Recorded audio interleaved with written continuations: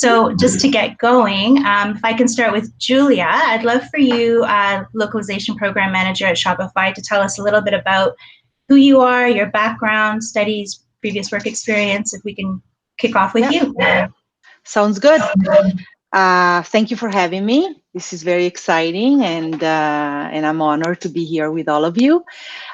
So yes, my name is Giulia Greco. I am originally from Italy, from Milan. I started my career as a freelance translator and interpreter, more interpreter than translator. I studied at a translation and interpretation school in Milan, one of the two that exist there. So I got my master's degree there. And so for a few years, I was a freelancer in Milan. And then I moved to Toronto for love reasons. And when I got here, I realized that there wasn't, back then, this was 18 years ago. It's going to be my 18-year anniversary in July. And when I moved to Toronto 18 years ago, there wasn't that much work with Italian there was at the level that I wanted it to be. Most of the interpreting work happening back in those days was either court interpreting, which I really didn't like. I didn't want to be in court, and hospital interpreting for a community of elderly Italians that live in Toronto. In Toronto, there is a very big old Italian community of people that emigrated here in the 50s. The problem with that was that that community is mainly from the southern region of Calabria in Italy, and people speak a very tight dialect. And I'm from the north, and we literally don't understand each other. So I couldn't really, I tried. I remember this episode, I was, very, very young, and I went to the hospital, and I was supposed to interpret between a doctor and an elderly patient lady. And I had no problem speaking to the doctor, but whenever the lady spoke her Calabrese dialect, I had a very hard time understanding what she said. And so I did a terrible job. I felt terrible. I explained this to the doctor why. And I remember the elderly lady saying, you're not really Italian, are you? And I was like, no, I am. You're speaking a dialect, and I'm speaking regular Northern Italian. So anyway, this is a little anecdote. So I ended up stopping being an interpreter, and I just did other things in my life for a little bit, and those other things were all revolving around marketing. So I worked as a project manager in a marketing department at CBC, and then at TELUS I was also I was assisting a very high level executive, but I was also in charge of some project managing type of jobs, and those served me very well afterwards when I came to Shopify, because project managing is super important in my role, and it also exposed me to enough marketing to be able to be hired in the marketing department and actually start working in the international content marketing stream. So that's pretty much the gist of it. Beautiful. I'm just unmuting myself. I didn't want to have any background noise. Thank you so much.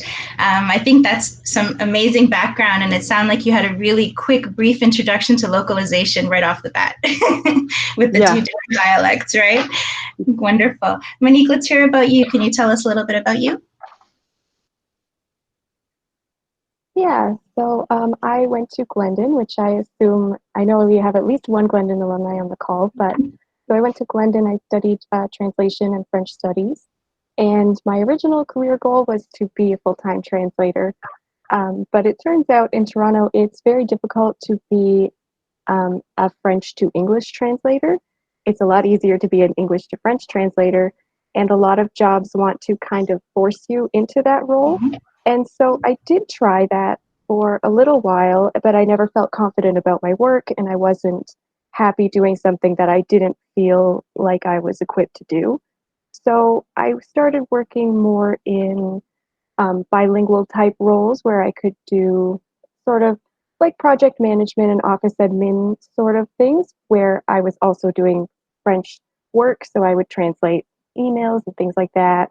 And I started slowly working at companies where our products were websites. And so I would collaborate with the web developers to work on the websites in the French side. And then I started really enjoying that kind of work.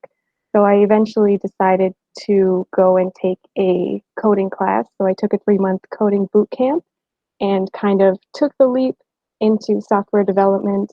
And at that time, I thought, you know what? The language career is not working out the way I wanted it to, so I'm going to go full software developer. And I did that for a little while, but then I found localization. So luckily at my company, we had a newly growing localization team. So I was able to join that with my translation experience and sort of bring that into localizing a website. So that's how I got to where I am today. Beautiful. And it's interesting. I came from Glendon as well, and I did the translation program French to English, and it's a similar background. And I know that frustration of going to an interview and being asked to translate on the spot in the opposite direction, and you have to gently educate the person while trying to get a job. It's an interesting dynamic. Yeah. Wonderful. So we can start with you, Monique, on this next question. We know where you're currently working. How is localization organized in your company? It's great. So I work at Ceridian, as you probably know. So we're a human capital management company, and our main product is a software product. So we translate all of our UI text as well as websites and things like that. And we have a system that we're setting up now. It has already been translated into 20 languages, and we're continuing that with our new features that are coming out. But what we're trying to do with our localization team is to build more of a system in place so that things are more localizable and not just translate the words on the page, but build a system in our code base so that our translators have more context for what they're translating. And in the end, our users are going to have better quality translations. Absolutely, absolutely. And Giulia, from the program manager standpoint, how would you say localization is organized in your company? So I work at Shopify. For those of you who don't know what that is, Shopify is known as one of the e-commerce platforms, although we actually enable anyone to sell online and also offline. It's not just online. Basically, let's say you want to have a store and sell anything you want, you can just start on Shopify, have your website on Shopify, and sell online, offline, integrate the two, or just online, and that's it, basically, in a nutshell. So localization started at Shopify about fairly recently, like about 4 years ago. With a bit of an experiment. It started with creating some blogs in other languages, specifically for France, Italy, Germany, Brazil, Spain, and other Latin American markets where we could apply Spanish International, so Mexico and so on. It was a bit of an experiment because, you know, the leadership thought, you know, let's do this and see what happens. Let's see if it takes, you know, if it grows, if it brings in more leads, more customers, then it makes sense to expand. And it did, of course. Naturally, in order to have a blog and a proper program of content marketing, you needed a home for that. So you also needed a homepage. So created homepages in those languages, and then the blogs that we maintained. And I was part of that original cohort. So I was the Italian translator, editor-in-chief for the blog, content marketer for everything for the Italian market.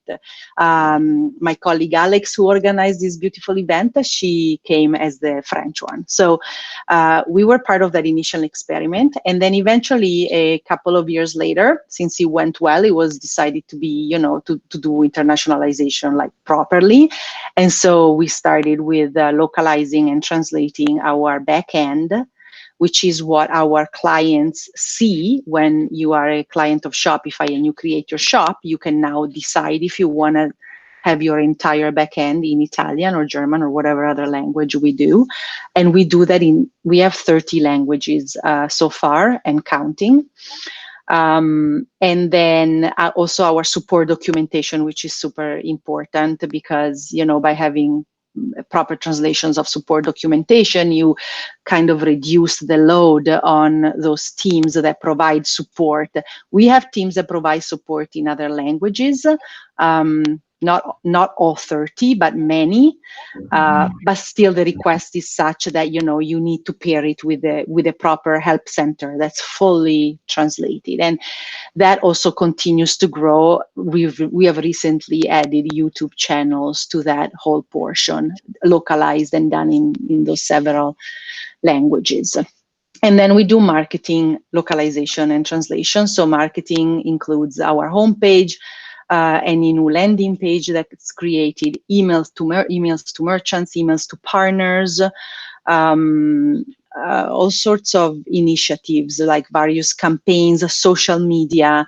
So that's all done in many languages. The marketing offering has fewer languages compared to the backend and the help. The backend and the help is about 30. The marketing is about 12, but it's constantly growing. We're adding them. We're just basically following the admin and adding as we go. Beautiful, beautiful. And so that sort of leads me into the conversation about team structure. Can you give us an idea of the structure on both of your teams, because they're so different, and it sort of helps people orient themselves like, oh, well, what could I do in this organization?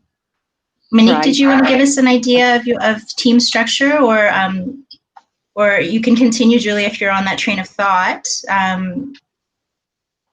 I can continue Go ahead, since I'm unmuted. Yeah, so we have, it's grown into many type of roles at Shopify. And why maybe talking about team structure is a little bit too difficult to understand. Yeah, specific for someone who's not within Shopify, and I don't want to bore anybody, but maybe I'll touch upon the types of roles that we have, because I think that those are really interesting and key to know, and it kind of piggybacks on what Monique was saying of how she retrained herself and she became a developer. So you have on our team, you have localization program managers such as myself and Aleks, who organized the call. Then you have content managers, or we used to call them content and localization managers, and those are more colleagues that do the international content marketing. So they run the blogs in various languages, and they also are the ultimate language owner for each language. So the German content manager is responsible for the German blog, and if there's ever a discrepancy or a decision to be made for anything German related, he gets the ultimate word on what that should be. We then have international developers, of course, super important. We have international SEO colleagues. SEO is super key to anyone who works in the digital space. And if, I invite anyone who may be on this call and not be that familiar with what SEO is, you Google it, read a little bit about it. It's fascinating. It has to do with keywords. It has to do with the way Google and other search engines work. It's what makes and breaks a company or a page or a product online. So SEO, international SEO colleagues work in very tight synergy with the content managers. Because, for example, let's say we're translating and localizing a new landing page.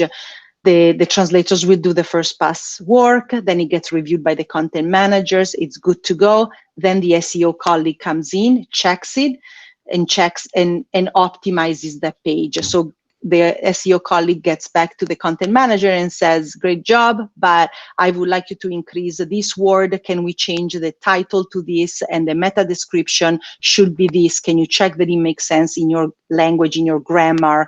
But make sure that this one keyword is absolutely there and it doesn't move in the order of the words within one sentence. That's super important to be able to rank.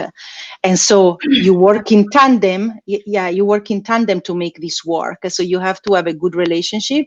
It helps if the SEO colleagues understand at least a little bit of your language. We're very lucky that we have some that do on our team. It's still possible to do it even if they don't. There are tools and all that. So automated tools, machine translation and whatnot. But it's super important. So that's another important role. For structure, absolutely. Monique, how about your organization? Do you see any similarities with the structure that Giulia has described in hers with your organization from a developer perspective? Yeah, I think so. But also our team is still growing. So our team has only been around for just over a year, maybe a year and a half. So it started off with just a localization manager, and then I joined the team as Internationalization Developer. And so by now we've got a bit of a more full team. We have a project manager, up to 3 developers now, and as well as QA analysts. So it's nice to have that backup, and we have some product experts on the team as well, so that it's not all just us running blind. We have a guidance from what our needs are, and we have our manager usually dealing with the translation vendors, whereas the developers are the ones who are actually implementing the changes and fixing all the client reported bugs and things like that. Beautiful. Beautiful. Do you have anything else to add from the developer perspective in your organization?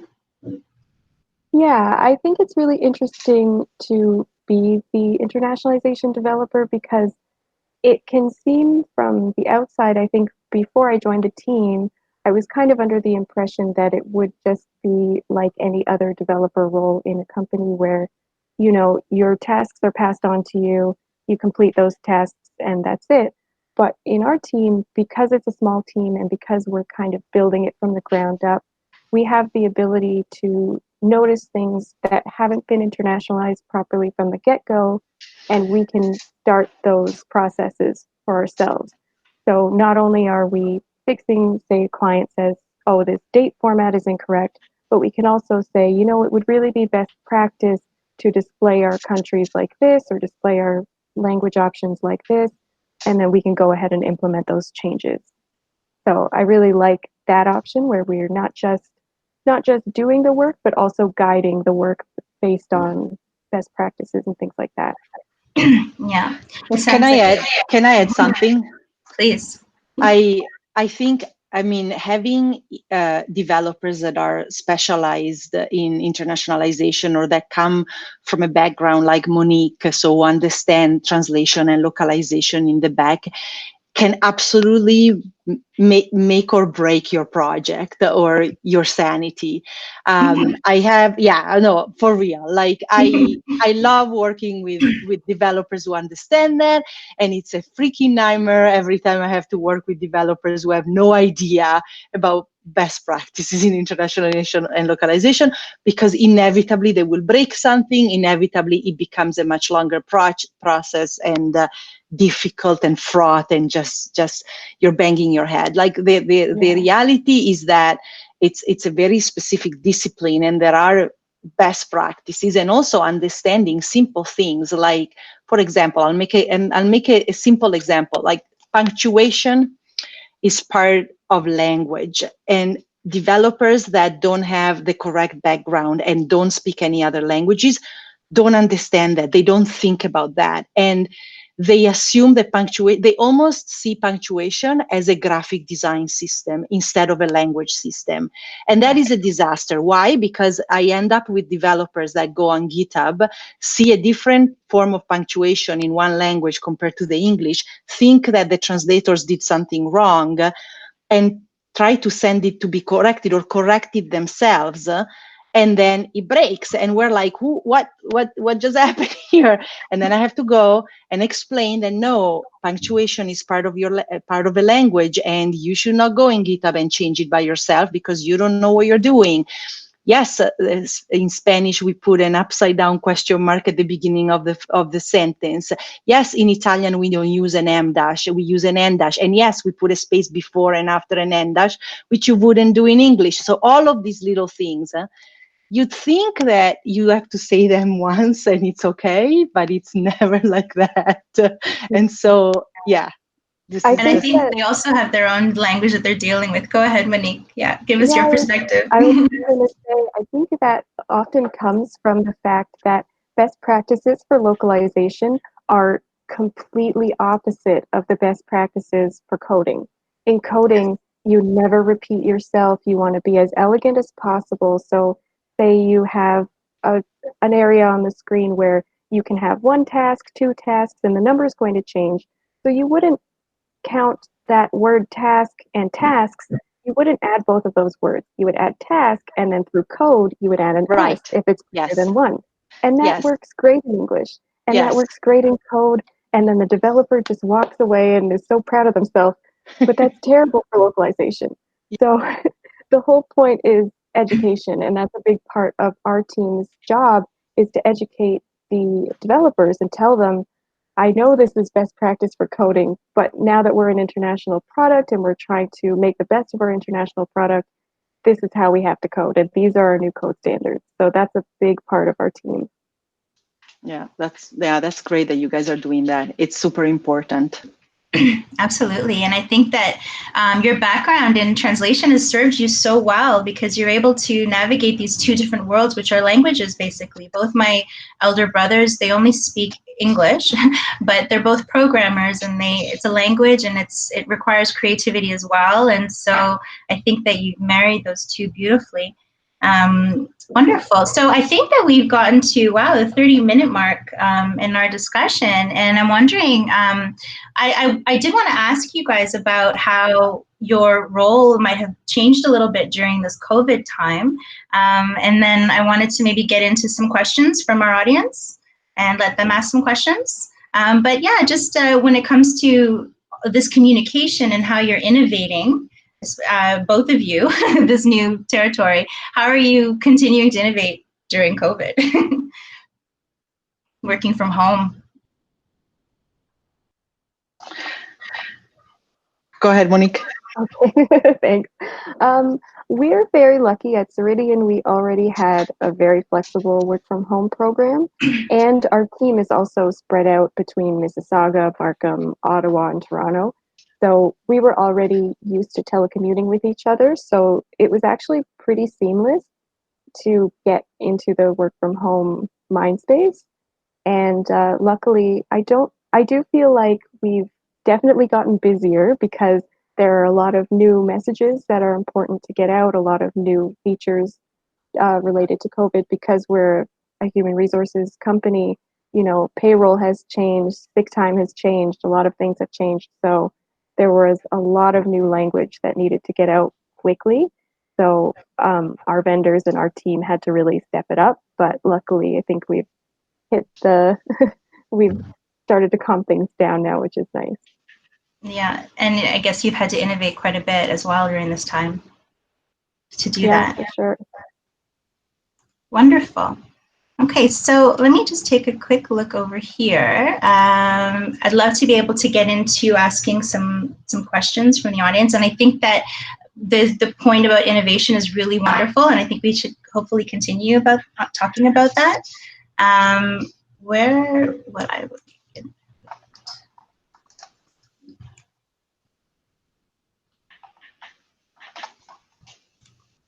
I'm inviting anyone, if you have any questions, please let us know. Send me a message in the chat, and I'd love to hear it. Otherwise, I have a couple I can get started with if I can kick it off.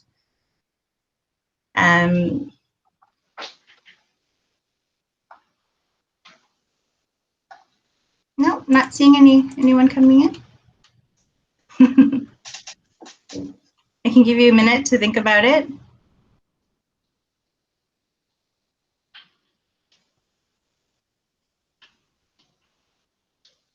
I think one of the interesting questions that I'm always asked, and I think both of you are perfect to answer this, is, and it happens all the time, is what is really the the difference really between internationalization of like websites versus software. If you want to maybe delve into that, Monique, I don't know if just to give us like a top line. That's a common question that I'm asked. Oh, interesting. Yeah, I would think that there's a difference in volume for sure. Our software is huge and has much more text than a normal website would hold, but also software applications tend to be more mutable, so there are a lot more variations on the text. So we have a lot more framework to put in place, because depending on, as like my other example, something can be pluralized or not, or depending on different user input, we're going to need to add a different string or give the user some different information. So there's going to be a lot more to be internationalized there. Beautiful. I actually have a question for you that just came in from Benoit. He's saying, Monique, I was curious to know which boot camp you went through. I went to Lighthouse Labs in Toronto, and it was a really great experience. Definitely tough. If anyone's going to do it, I would recommend that they can't have a job during that time. You're there 12 hours a day for 3 months, and it really is 12 hours a day, and it's tough. Yeah, so you've got to be ready for it, but it's really great, and it's a good way to learn quickly and get the basics down, and then you have to take off from there and learn the rest on your own. Yeah, absolutely. And are there, would you say, Giulia, that there's opportunities like for this kind of role in your organization? Are they opening up and are they growing at all? Sorry, I was muted. Yes. Sorry. Can you hear me? Yeah. Yeah. Yes, Shopify is always hiring. We have a great career page. I think Aleks is gonna post it in the chat, but it's shopify.ca/careers. Very easy. Even if you just Google it, you'll find. Just go Shopify careers, it'll pop right up. And all of our jobs are posted there. And so while I don't know if there's anything posted right now in this specific moment related to localization or internationalization, there may very well be in the future. So bookmark it, take a look. We've also recently announced that we are now digital by default. I don't know, some of you may have seen this in the news. So ever since COVID happened and the lockdown, we went remote initially, temporarily, like most companies. We're actually one of the first one to go remote. And just like Monique and Ceridian, we were already set up to be able to work from home easily. So we did the transition pretty seamlessly. But it has been decided that we will pretty much stay remote going forward, which opens up our possibility of hiring pretty much everywhere, or at least everywhere where we have a legal entity. So it should be good in that respect, because it allows us to tap into talent that could be anywhere, and we weren't able to get that talent that easily before. There are positions, there may be like straight up in localization, or there may be positions that are similar, as I mentioned before, working in SEO but with an international lens, or working as a developer with the international team, etc. Yeah. And what advice would you ladies give someone who's just getting started in the industry? Oh, actually, hold on. I've got a question. One moment. Could either of you speak to how you manage continuous deployment and simultaneous translation to several languages? Is that something you manage yourself, or do you outsource? Great question, Lucia. Thank you. Giulia? Yeah, we do that. We do that mostly, super important on the back end and the support documentation side of things. Still important overall also in marketing, but in marketing we do more transcreation. So sometimes we don't use the same systems, platforms, and processes that we use on the other side, because it wouldn't make sense to be using the same thing. We have those two realms have very different needs. I think everybody can see that. So we have our own internal tool, which is called with a name that you'll never guess what it is, Translation Platform. And and it integrates with the TMS, with the translation management software. And so, whenever code is changed, it gets up immediately. It immediately triggers a request to Translation Platform that triggers a request into the TMS, and the translators receive it. So either the LSP or the freelance translators that work on that content receive it, they do it, and once it gets published in the TMS, it gets fed back, like it basically does the thing in reverse, and it goes back into GitHub. So that's how we handle it. It's pretty much all automated. Thank God for automation. Thank God for technology. I am really a big fan. Like, that's the type of stuff that you don't really want to touch too much as a human being. Yeah. Monique, what would you say? How would you answer that question? I would say it sounds like your Shopify is further along the journey than we are. We're still working on automating. Right now, our main focus is on context for our translators so that we can increase the frequency of our imports and exports.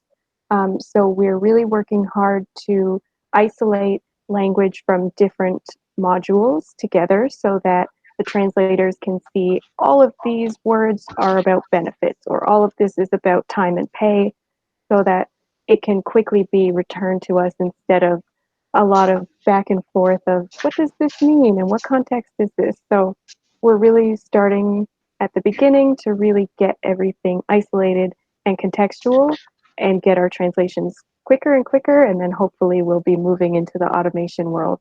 That's the goal, at least. Wonderful. Yeah, I mean, the idea is to be able to disseminate information as quickly as possible and be able to manage consistency across the board, but while also being able to inject creativity and the things that we're here to do. Otherwise, we don't really serve. So that's wonderful. Yeah. Any other questions from the audience? And if anyone would like to be unmuted and speak, please feel free to do so right now. I think Gabby and Dhruti has a question similar to each other, which is good. Okay. Oh, I'm seeing. Okay, perfect. Oh, for Giulia. Okay, sorry. Okay, Catherine, question for Giulia. What are some ways that organizations can measure ROI? I know I didn't see those. Thank you so much, everyone. On localization, so as to justify their and hopefully increase their localization budget year to year. That's from Catherine Busman. Thank you, Catherine. Who would like to answer that? For Giulia, sorry. Giulia, you're going to answer that. Putting me on the spot, Catherine. Okay. This is a tough one. This is really a tough one. I mean, this is, a lot of this is, I don't handle that specifically, so I think I can answer only partially. I'll be completely honest. I'm slightly out of my depth with this. I think that, the return of investment at the end of the day is everything that we do in a specific language for a specific market. Can be, are we improving are we seeing the leads increasing, and then are we seeing those leads becoming prospects and increasing?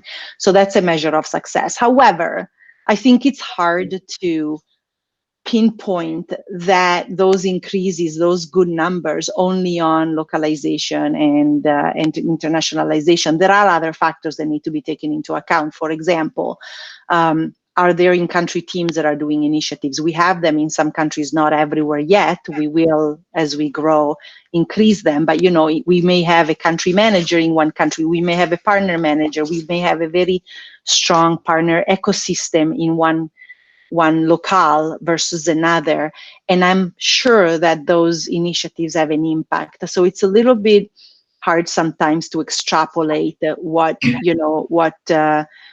we do and what has the biggest impact. We have some initiatives underway in terms of gathering data on the specific impact of translation and localization, but I'm not at liberty of disclosing those. Of course. I don't know if I answered properly or not. I'm sorry. I mean, it's hard to apply measures, especially in something that's a moving target constantly. So it's very helpful. We have a question from Monique from Druti. Monique, do you have any tips on how to educate developers when working on software or website localization? Yeah, so that's something that I've been working with since I joined this team. So my first initiative was I sent out a survey to all the developers in the company, sort of asking them sort of scenario-based questions. If you run across this, what would you do? But I tried to frame the question in a way that told them what the answer was, so that they were learning and also checking as they were reading the question, saying, oh, I didn't know that was supposed to be like that. And then I also sent them the answers with explanations to why things should be done a certain way. And we also try to just keep the internationalization team in everyone's mind. So we're trying to be more of a presence in the company. We've created a team mascot and things like that. We do. We were planning to do lunch and learns. We haven't done them yet because of COVID, but we'd really like to do some just quick training sessions. Just something to make the other developers stop and think before they write their code. So I try to remind developers, if they speak another language, if they're coding anything that has to do with UI text, would that work in your language? If not, it's not going to work in any other language either. So just try to keep that in the back of your mind as you're coding. Wonderful. And so we had a similar question come in from Gabriella asking on any tips on evangelization for internationalization best practices, which is what you've covered. Definitely by giving, a tip sheet and then sparking the question in their mind to educate them, and then sort of just giving them the answer. There's no harm in educating throughout the process. So I think that producing documentation is always so helpful in reference materials. Absolutely. Yeah, we have a company-wide wiki, so we're constantly updating our wiki, and whenever we run across issues that seem to be prevalent, we sort of send out a company-wide email to all the developers, hey, check out this article. This might be something that you've seen before, and, trying to just get people in the localization mindset. Absolutely. Thank you. Looking to see if we have any other questions.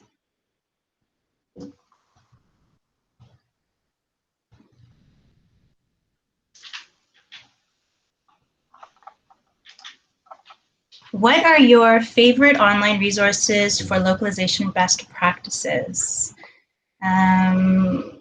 Giulia or Monique, both of you? For internationalization best practices, yeah. I used to listen to Globally Speaking podcast, and now I think it's on a pause, on a break. I hope they bring it back, because I've always learned a lot from that podcast, like from listening to the case studies and the interviews that Renato Beninato and Michael Stevens did to various people around the world from various companies. It's very well done. And even when I saw episodes with titles that I didn't think I was going to be interested, I ended up listening anyway and learning something. So I literally use it as my schooling system. Other resources, I'm thinking about it. Well, I read Multilingual Magazine. That's another one. I have a subscription, so I read that. And then Lock Lunches, just talking to people, chatting with smart people in the industry. When we could, I used to go to Lock World. That was nice. Yeah. And it's funny because the question was internationalization and I said localization, but it's ironically similar answer because we're learning, the industry itself. Wonderful. So, and then some internationalization tips from Shopify provided by Gabriella. Thank you. Thanks, Gabby. That's wonderful. So how are we doing here? We've only got about 10-12 minutes left in our session today, guys. Let's see if we have any other questions from the audience. We've got a wonderful turnout. I think we've got 28 people still with us. We have two brilliant ladies. One thing that I think, yeah, go ahead, Monique. Sorry, I just wanted please. to add for the resources. I was lucky enough to go to the Unicode conference last year, and the Unicode conference, they post all of their presentations online. So you can go to, I think, unicode.org and find all of the slides for their presentations. Sometimes the slides don't have enough context to know what's going on, but it depends on the presenter. But you can really learn a lot, especially about tech localization, from those. So they're really helpful. Wonderful, wonderful. So I'm not sure that we have any other questions coming in right now, but I guess one of the things that we touched on a little bit about was, you know, just how to get started in our industry. Oh, one more, thank you. From Noelle, is it necessary to work with the source code to localize a software or a website or even a game, or is it highly recommended? Yes, Monique, is that for you? Yeah, I can take that. I think it depends on which role you're talking about. So for me, if I come across an issue with translation, I'm going straight to the code. But if it's, you know, maybe the localization manager who deals with the vendor side, maybe that wouldn't be their first instinct. So I'm not too sure. I think it really depends on the person, but I would think that when you're localizing a web page or a software, the localization has to be prepared in the code. So you can't be hard coding, as they say, your text right in your code. It has to be in a separate resource file and then called by your localization function, which, I mean, I don't want to get overblown with code talk, but basically you have a function that takes your current culture and then gives you back your text depending on what culture you're in. So you need to have that put in place, otherwise everybody's going to be speaking English or whatever your default language is. Yeah. Wonderful. You're in agreement, Giulia? Yeah, I was going to say I agree with Monique, which is not to say that whoever's doing translation work or copywriting in another language, transcreation needs to be working with code necessarily. That's not the case. But the localization part of it, that's exactly what Monique said. The translators or the content creators will work in other environments that are not necessarily code. Although sooner or later you will always run into some code. So you kind of want to wrap your head around recognizing that those symbols that you're seeing are code, and that's okay, and you should not be scared. It's just another language. It's another language. Just treat it as another language that you don't necessarily need to speak, but you need to recognize it when you see it so you don't mess it up. So you don't accidentally change it or touch it, because that will break things. Absolutely. And what do you do when something breaks? what is cry. What is the first what is the first go-to solution? First you cry. Then you get mad if you're Giulia Greco. That's what happens. You're like, why did this happen? you go and fix it. I mean, if it's me, if I find broken things, if I find a landing page that was in Italian and there's English mixed with it, I will contact my international devs right away, like the devs that I usually work with, and be like, hey, there's English on this landing page. What is up? What's up with that? And we usually figure it out together. And do you find that sometimes things tend to get pushed through to the extent where you are kind of troubleshooting and you're catching those things? Or I guess there's a best practice obviously put in place to catch them, but sometimes things slip through.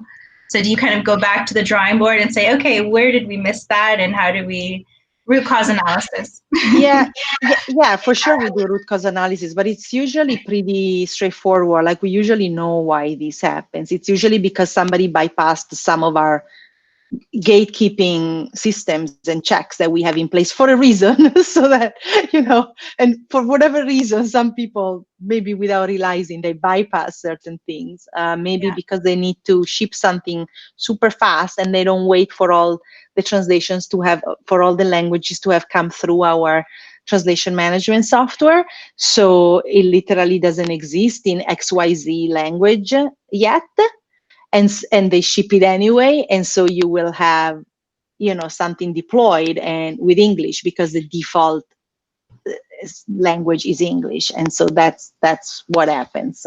It just happens that way. Yeah. Mm-hmm. Yeah. And I guess English tends to be sort of your dry run anyway. It's the most widely used language. So yeah.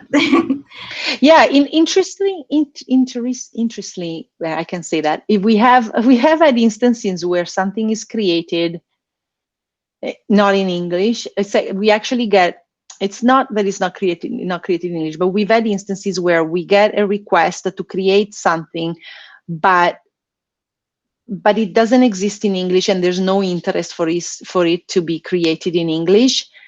And that's a big problem that we're still trying to figure out how to solve. Like, let's say an announcement, it's usually more on the marketing side. And let's say some team has a feature and they want to announce it in a bunch of markets, but they don't want to announce it to our core markets that are served by English. So they tell us, can you write a blog post on blah, blah, blah? This is a brief. This is what it does. Or, I mean, often they don't even give us a brief, but ideally the good ones give us a brief. And I'm like, okay, is there an English version of this so that I can just have it translated and then we adapt it and transcreate it from there? And there isn't. And it's like, what do you do in that case? We have to be usually pretty creative. Sometimes I get them to write a mock version in English, even if it doesn't get published anywhere. At least we use it as a trace. Sometimes one of us takes one for the team, creates it in their own language. Somebody who's a good writer creates it in their own language, and then we just machine translate the heck out of it in everybody's other languages. And I tell them, just go and change it and adapt it and make it good. Like, the machine translation is just so that you can read German or Italian or Brazilian Portuguese, because I don't expect everybody on the team to be fluent in all the languages. So it's just so that you get the gist of it. The gist.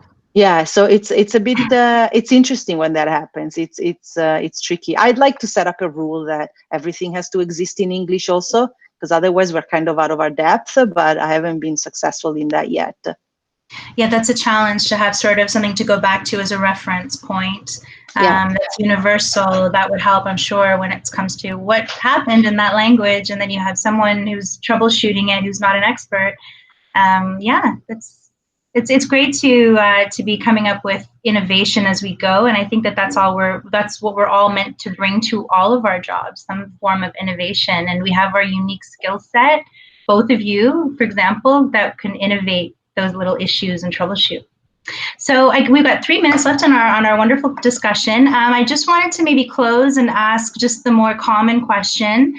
What advice would you give to people who are just starting out or who are trying to make a career transition into our industry of localization? And what advice would you give them? Monique, did you want to start? Sure, I can start. I would say that it's a really open community, and there's a lot of resources within the people in the community. So, for example, I went to the Unicode conference, as I mentioned, and Netflix did a presentation, and it was the head of localization at Netflix. And I thought it was an amazing presentation, and I had a question, but I was too nervous to ask. And when I came home, I was talking to my manager, and he said, well, why don't you just message him on LinkedIn? And I thought, I'm not going to message the head of localization at Netflix. He's never going to answer me. But I did. And he did answer me, and he gave me some great feedback. So it's really a small community that's very close and tight-knit, and people are there to help you. So if you need resources, there are people out there to give them to you. That's a great point. You know, just ask and reach out and maybe send an invite on LinkedIn and make sure that you describe what you want in that invitation. Don't just connect. And it's a nice way to sort of warm up and get to meet people and ask those questions. That's what I did as well. I just kind of, can I ask you a question? And you're not asking to pick their brain or free knowledge, you know, but yeah, definitely. Yeah, I think Giulia, it helps if you have a specific question instead of just tell me everything you know. Tell me what you know, and and then it's just like, gosh, where do I start? And I need, yeah, exactly. Giulia, any advice from you? Yeah, I think that the key, first of all, is to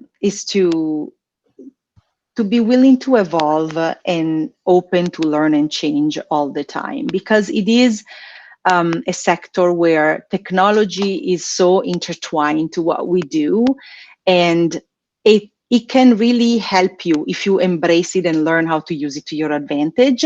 But of course, there is a learning curve. And so you have to have a bit of a growth mindset and be willing to constantly challenge yourself and learn and look at new things and, go deep where you feel you need to go deep, and just get enough of what you need to understand of some other part of it just so that you can get by. But having the mentality of, remaining open and giving a chance to everything new is super important. And then the other thing I would say is for anybody who's actually considering more of a career evolution from a more classical translation or interpretation roles into the world of localization and internationalization too, is to maybe consider joining that specialty of translation to something else, and maybe even to another degree, a little bit like what Monique did. She was a translator and then she got herself a degree in development. And you can pair it with many other things. It could be international marketing, it could be journalism, it could be mediation and cultural mediation, it could be law paired with the mediation. It could be project management, super important if you want to become a localization project manager. Like, there's so many jobs like that, and it can be fun. You touch upon so many parts of this world, and I find it very gratifying. I enjoy that very much. So I think that in the world of tomorrow, just being a translator, if you want to be a translator, then my suggestion would be to specialize. Then you need to be hyper specialized. Find your niche and work it. Just find your niche, but you have to be specialized. If you're specialized, you can better articulate your value, and you will have more chances to be employed and have continuous work and become really good at your specialization. Wonderful. That's so helpful. You've given a whole list of wonderful job opportunities that people can start to explore. So that's wonderful. So thank you all. Thank you, Monique. Thank you, Giulia. Thank you for taking the time to answer these questions today. And hopefully we can do this again soon. Everyone, thank you for coming out, and Aleks for organizing. And I guess we'll sign off from our tech panel discussion from Women in Localization, and hope to see you all soon. And I think it's healthy to continue this conversation, so I'm sure that the ladies on our panel won't mind hearing from someone in the audience if you want to reach out and ask them. Sorry to invite you guys, but I'm sure that this is an opportunity to maybe continue and ask those questions and get connected. I think that's what we're all here for. And thank you all. Thank you. Okay, goodbye, everyone. Bye. Bye. Thanks, bye-bye.